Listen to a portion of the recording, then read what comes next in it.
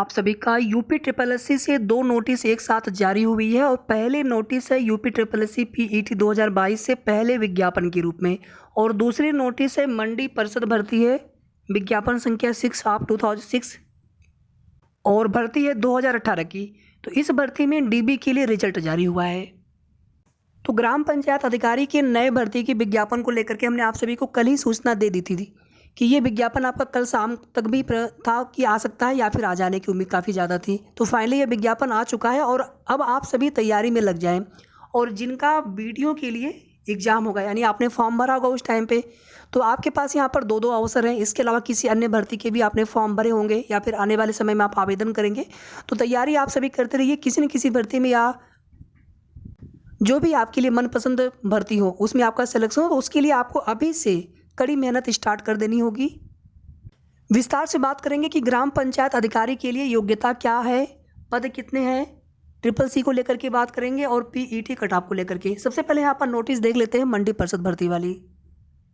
Video को आप सभी लाइक शेयर कर सकते हो और अगर आप चैनल में नए हो या फिर अगर आपने अभी तक चैनल को सब्सक्राइब न किया हो तो जरूर सब्सक्राइब कर लेंगे। जो भी ऑथेंटिक और सही जानकारी होती है आप सभी को समय समय पर हमारे चैनल के माध्यम से मिलती रहेगी। यहाँ पे आप सभी देख सकते हैं विज्ञापन संख्या 6 परीक्षा ऑफ 2018। ये जो वे वाले पद हैं नक्शा नवीस मानचित्रक, कुल पदों की संख्या 15 है और कुल यहाँ पर आप देखेंगे तो 289 अभ्यर्थियों का अर्हता अभिलेख परीक्षण हेतु परिणाम एवं कट ऑफ अंक माननीय आयोग के निर्णय दिनांक 16/5/2023 द्वारा अनुमोदित किया गया है। अंतिम जो परिणाम होगा वो डीबी के बाद आपका जारी किया जाएगा। और यहाँ पर जो कुछ भी आपको डॉक्यूमेंट्स डीबी के लिए आपको रिक्वायर्ड है वो आपको डाउनलोड करने होंगे ऑफिशियल साइट पर जाकर के अपने डिटेल्स को फिल्ड करते हुए। साथ ही साथ आप अपना रिजल्ट भी चेक कर सकते हैं रिजल्ट सेगमेंट पर जाकर के।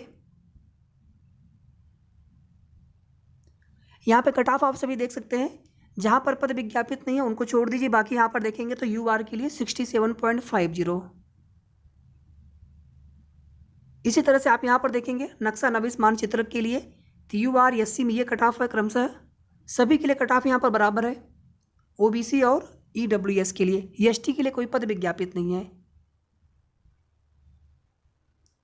फिर आप क्षैतिज आरक्षण के अंतर्गत देखेंगे तो केवल महिला वर्ग के लिए यहाँ पर कट ऑफ दी गई है, बाकी में पद विज्ञापित नहीं है। यहाँ पर भी आप क्षैतिज आरक्षण में देखेंगे पहले वाले पोस्ट के लिए रोड रोलर चालक के लिए, इसमें भी क्षैतिज आरक्षण में कोई पद नहीं है और वर्टिकल रिजर्वेशन में केवल यूआर के लिए सीटें हैं। दूसरी नोटिस यहाँ पर है ग्राम पंचायत अधिकारी के नए भर्ती की विज्ञापन को लेकर के। सबसे पहला विज्ञापन पेट 2022 से ग्राम पंचायत अधिकारी का आया है और जिस तरह की उम्मीद लग रही थी कुछ दिन पहले आप सभी ने देखा होगा कि कॉमन कट ऑफ भी लागू किया जा सकता है, लेकिन ऐसा हुआ नहीं। फिलहाल में उसी तरह से पहले वाले नियम से ही शॉर्टलिस्टिंग की प्रक्रिया होगी। इसका मतलब है कि पेट की कट ऑफ भी बनेगी क्योंकि अभ्यर्थी तो बहुत ज़्यादा होंगे लेकिन आवेदन भी सब लोग करेंगे। उसमें ज़्यादातर लोग जिनको लगेगा कि हमें शॉर्टलिस्ट हो सकते हैं, लेकिन उसमें मौका केवल उन्हीं लोगों को मिलना है जो सीटों के सापेक्ष शॉर्टलिस्टिंग के अंतर्गत जो आ पाएंगे। तो अगर यहाँ पर देखेंगे पेट कट ऑफ के अंतर्गत मैं यहाँ पर परसेंटाइल को लेकर के बात करेंगे कि कितना परसेंटाइल लगभग आपको चाहिए होगा। तो देखिए मेरे हिसाब से लगभग 98 परसेंटाइल, 98 प्लस माइनस थोड़ा बहुत हो सकता है पॉइंट में, 98 के आसपास अगर आप हो तो आपको पूरी उम्मीद रखनी है कि आप शॉर्टलिस्ट हो जाएंगे मुख्य परीक्षा के लिए, क्योंकि यहाँ पर सीटें बहुत कम हैं। अभी अगर आप कंपेयर करेंगे लेखपाल से, वहाँ पर सीटें काफ़ी ज़्यादा हैं, उसके बावजूद आप देखें कि कट ऑफ कितनी हाई चली गई थी। जबकि यहाँ पर देखेंगे तो यहाँ पर सीटें बहुत कम हैं, 1468 पद यहाँ पर टोटल हैं, 1468। विज्ञापन के प्रकाशन की तिथि है 16 मई। ऑनलाइन आवेदन जो स्टार्ट होंगे 23 मई से और शुल्क भी आप उसी दिन से जमा कर सकते हैं। ऑनलाइन आवेदन या शुल्क जमा करने या आवेदन सबमिट करने की जो लास्ट डेट है 12 जून है और संशोधन के लिए भी 1 हफ्ते का समय मिलेगा। उसके बाद अगर कुछ गलती हो जाती है तो संशोधन भी आप कर सकते हैं। और यहाँ पे आप देखेंगे कि जो लास्ट डेट है संशोधन की, इस तिथि के बाद माफ़ी चाहूँगा, जो लास्ट डेट है आवेदन की या फिर पेमेंट करने की, इस दिन के बाद कोई भी आवेदन या फिर शुल्क स्वीकार नहीं किया जाएगा। अभ्यर्थी द्वारा अपने आवेदन पत्र का प्रिंट आउट तब तक नहीं निकाला जा सकेगा जब तक कि उसके द्वारा जमा शुल्क का समायोजन बैंक द्वारा नहीं कर दिया जाता। कुल यहाँ पर 1468 पद हैं और पीईटी 2022 के आधार पर ये भर्ती का विज्ञापन जारी हुआ है। तो पेट 2022 का इसको वैलिड स्कोर कार्ड आपके पास होना चाहिए। और एक एक्सपेक्टेड परसेंटाइल हमने आप सभी को बता दिया है, लगभग उसी के आसपास। थोड़ा उससे कम आ जाए तो बहुत अच्छी बात है, लेकिन बहुत जल्द चीज़ें आप सभी को क्लियर भी हो जाएंगी जैसे ही प्रक्रिया आगे की स्टार्ट होगी। लेकिन अभी जो पदों की संख्या के हिसाब से जो लगभग, क्योंकि देखिए इसमें जो ट्रिपल सी वाला जो समकक्ष वाला जो योग्यता वाला जो है, तो उसके आधार पर भी हो सकता है कि बहुत सारे अभ्यर्थी आवेदन न भी कर पाएँ। और ध्यान दीजिएगा, जो भी आपसे यहाँ पर एलिजिबिलिटी मांगी जाएगी, सभी के सभी आवेदन की लास्ट डेट से पहले का होना चाहिए। ये वाले जो डेट है 12/6/2023, ये चीज़ आप ध्यान दीजिएगा आप सभी। बाकी यहाँ पर आवेदन की प्रक्रिया है।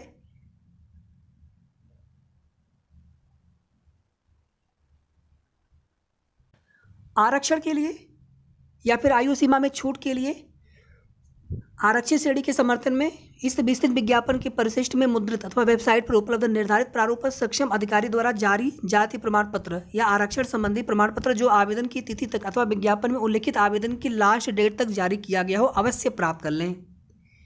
ईडब्ल्यूएस के लिए देख लीजिए यहाँ पर 1 अप्रैल 2023 को या उसके बाद आपका ईडब्ल्यूएस प्रमाण पत्र बना हो और 12/6/2023 आवेदन की अंतिम तिथि के पहले या आवेदन की अंतिम तिथि तक निर्गत हो जाए, तभी मान्य किया जाएगा। वित्तीय वर्ष 2022-23 देखा जाएगा, मतलब जो आय देखी जाएगी 2022-23 की, और जो वित्तीय वर्ष जिसके लिए वैलिड होगा आपका प्रमाण पत्र 2023-24 के लिए। ठीक है, तो उम्मीद करते हैं आपको ये चीज़ें समझ में आ गई होंगी। विज्ञापित पद के लिए केवल एक ही आवेदन करना है, और इसमें जो स्टार्टिंग से आप आवेदन करना स्टार्ट करेंगे तो लॉगिन करना होगा पहले पेट के थ्रू। जैसे पहले भी अगर आपने आवेदन किया हो पेट 2021 से किसी भी भर्ती की किसी भी भर्ती के लिए, तो आप सभी को आइडिया होगा। व्यक्तिगत विवरण, ओटीपी, आवेदन, फोटो, हस्ताक्षर, अन्य विवरण, यहाँ पर घोषणा हो गया। फीस भुगतान 25 रुपये सभी के लिए है। मुख्य परीक्षा के लिए फिर आपको अंतिम रूप से पेमेंट करना होता है, जहाँ पर पेमेंट या फीस ज़्यादा होती है। मुख्य परीक्षा हेतु परीक्षा शुल्क का भुगतान केवल मुख्य परीक्षा हेतु शॉर्टलिस्ट किए गए अभ्यर्थी द्वारा ही अलग से किया जाना होगा। फॉर्म का प्रिंट आउट लेना, तो प्रिंट आउट आप सभी को रख लेना है, और आगे जब आप सेलेक्ट होते हैं डीबी के लिए एग्जाम के बाद, तो फिर आपको डीबी के लिए ये प्रिंट आउट आपको दिखाना होगा, ले जाना होगा। संशोधन को लेकर के यहाँ पर दिया हुआ है किस में आप संशोधन कर पाएंगे, किस में नहीं कर पाएंगे, उसको लेकर के। दिव्यांगजन के लिए पदों का विवरण, लंबवत व क्षैतिज आरक्षण के अंतर्गत पदों की संख्या व विभिन्न श्रेणियों उप श्रेणियों का उल्लेख संबंधित विभाग द्वारा उपलब्ध कराए गए अधियाचन में दिए गए विवरण के अनुसार ही किया गया है। ठीक है। यूआर, देखिए जनरल की कोई सीट नहीं होती है, हमेशा सीट अनारक्षित की होती है, जहां पर सभी लोग समान रूप से मेरिट के लिए फाइट करते हैं, किसी भी कैटेगरी के हों। 849 सीट, एससी के लिए 356 सीट, एसटी में 7 सीट, ओबीसी के लिए 139 सीट, ईडब्ल्यूएस में 117 सीट, और कुल पद यहाँ पर हो गए 1468। यहाँ पर अस्थाई या फिर अस्थाई में से अस्थाई यहाँ पर लिखा हुआ है पदों का जो नेचर है। तो आपको यहाँ पर अगर आप ध्यान से देखेंगे तो यहाँ पर एससी के लिए सीट बाकी की तुलना में ज़्यादा है, यूआर को अगर छोड़ दे तो ये देखिए विभाग में जो सीटों का बंटवारा होता है वो नियमानुसार होता है, लेकिन वहाँ से जितनी सीटें खाली होती हैं उन्हीं का अध्याचन आगे फॉरवर्ड होता है आयोग के लिए। यानी कि यहाँ पर आप 1468 में से आप नहीं देखेंगे आरक्षण कि कितना आरक्षण दिया गया, बल्कि विभाग में जितना आरक्षण है वहाँ से कितनी सीटें खाली हैं। कभी कभी आप देखेंगे कि किसी कैटेगरी की सीटें खाली रह जाती हैं, फिर अगली बार वो सीटें ऐड होकर के आ जाती हैं, तो इससे भी उस कैटेगरी की सीटें ज़्यादा हो जाती हैं। फिर यहाँ पर क्षैतिज आरक्षण के अंतर्गत सीटों का बंटवारा है, आप देख लीजिएगा। आरक्षण संबंधी प्रावधान,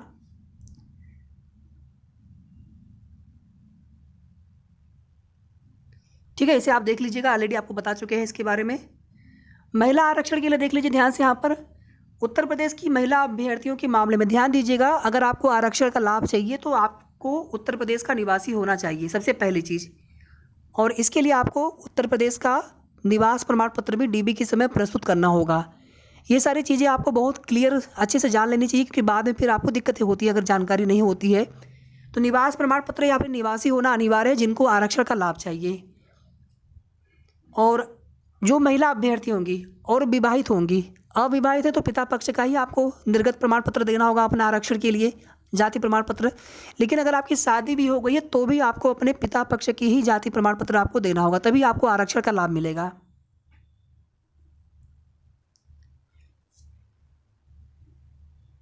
अर्हता यहाँ पर देख लेते हैं। सबसे पहले चीज़ तो पीईटी होना चाहिए, उसके बाद इंटरमीडिएट या फिर उसके समकक्ष, इसके अलावा नीएलेट या फिर पहले डोएक इसको बोला जाता था, उससे प्रदत्त कंप्यूटर में CCC प्रमाण पत्र। ध्यान दीजिएगा, CCC मांगा गया है स्पष्ट रूप से। यहाँ पर कुछ और नहीं बोला गया है समकक्ष आदि, CCC मांगा गया है अनिवार्य रूप से। ये अधिमानी अर्हता है, जैसे आप सेलेक्ट हो गए फिर आप मेरिट में किसी के बराबर समान आते हैं, तो अगर आपके पास इनमें से कुछ होता है तो फिर आपको समान मेरिट में आने पर किसी अभ्यर्थी के सापेक्ष आपको वरीयता मिलती है। ऐसे नहीं मिलती है, मेरिट में समान आने पर मिलती है। आयु जो है 18 से 40 वर्ष, 18 वर्ष कम से कम 40 वर्ष से अधिक ना हो, और आरक्षित वर्ग के अभ्यर्थियों को नियमानुसार आयु सीमा में छूट भी मिलेगी, क्योंकि ऑलरेडी पहले भी आप इसमें देख चुके हैं कि आपको प्रमाण पत्र प्रस्तुत करना होगा, चाहे आपको आरक्षण चाहिए या फिर आपको अगर आयु सीमा में छूट चाहिए तो। लिखित परीक्षा के संबंध में विशेष नोट, यहाँ पे आप देखेंगे तो शॉर्ट लिस्ट के लिए 15 गुना अभ्यर्थियों को शॉर्ट लिस्ट किया जाएगा नेक्स्ट स्टेज के लिए, यानी मुख्य परीक्षा हेतु। और इसमें आप देखेंगे जो अंतिम कट ऑफ होती है ना, उस कट ऑफ यानी उतने अंक पर जितने भी अभ्यर्थी होते हैं सभी को बुला लेते हैं, 15 गुना के अलावा भी। इस वजह से अभ्यर्थियों की संख्या तो ज़्यादा होगी 15 गुना से।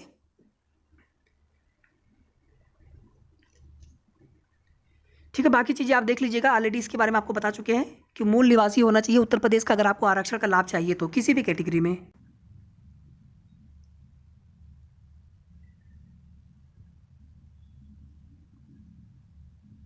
ठीक है, ये सब चीज़ें आपको ऑलरेडी बता चुके हैं। और एक पॉइंट इसको भी देख लीजिएगा। बाकी आपके मन में कोई भी डाउट हो आप कमेंट करके पूछ लीजिएगा। और इसमें ये भी होता है ना, जैसे हम डीबी के समय आप देखेंगे कि एक शपथ पत्र भी देना होता है या फिर घोषणा पत्र, या ज्वाइनिंग के समय कि एक से अधिक आपकी जीवित पत्नियां नहीं हैं, विवाहित पुरुष के लिए और विवाहित महिलाओं के लिए भी इसी तरह का प्रमाण पत्र देना होता है। वो सारी चीज़ें इसमें हैं। ये फॉर्मेट हो गया एससी के लिए, एसटी के लिए,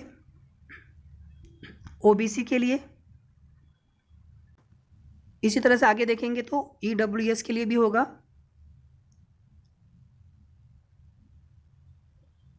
ठीक है, ये पूरा विज्ञापन हो गया। बाकी आपके मन में कोई भी सवाल हो आप कमेंट करके पूछ लीजिएगा, और लगभग सारी चीज़ें आपको यहाँ पर बता चुके हैं। तैयारी में आप सभी लग जाएं जिनको भी उम्मीद लगे कि हम फाइनली मुख्य परीक्षा के लिए शॉर्टलिस्ट हो सकते हैं। बाकी देखिए, कॉमन कट ऑफ पर शासन का निर्णय अंतिम होता, लेकिन शासन से अनुमति मिली नहीं। फिलहाल में अब वही सेम रूल जो है बाकी की भर्तियों के लिए भी लागू होगा, 15 गुना वाला। यानी कि इतनी मुहिम चलाई गई कि कॉमन कट ऑफ लागू हो, लेकिन कुछ ऐसा हुआ नहीं। धन्यवाद।